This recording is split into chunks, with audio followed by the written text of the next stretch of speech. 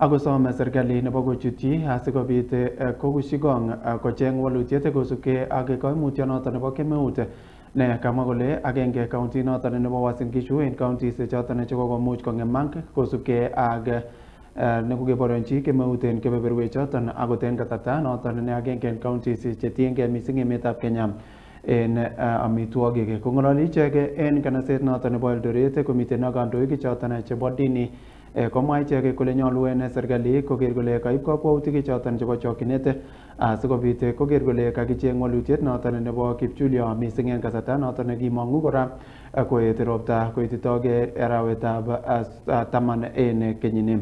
Kamach ichek serikalit noton nebo emoni koker kole kaimuch kora kikoito mbolea en kasarta nenoton.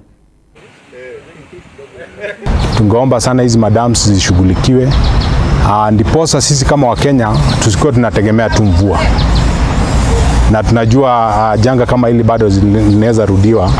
So tungeomba kama ingewezekana hizi dams ziweze kushughulikiwa, tusikuwe tunategemea mvua peke yake, tutegemee hii maneno ya irrigation. Tunampa Mheshimiwa Rais wasia ya kwamba kufikia mwezi huo wa 10 awe kwanza ameleta mbegu ya mahindi katumani ambayo itakuwa kwa miezi 3 ili kuweza kunusuru the food situation ya Kenya.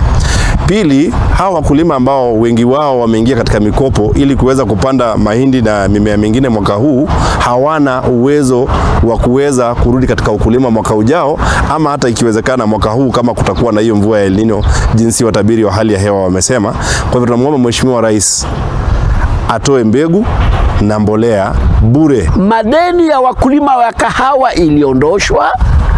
Tunaona wamiwa wanatetea pia madeni yao yaondoshwe, na hili letu la North Rift ni janga kubwa zaidi kuliko hayo, kwa sababu hiki ni chakula. Tunaweza kukaa bila sukari, lakini hatuwezi kukaa bila chakula.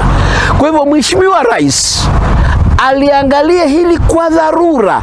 En logoiwek alak chitab Kalenjin ko konyor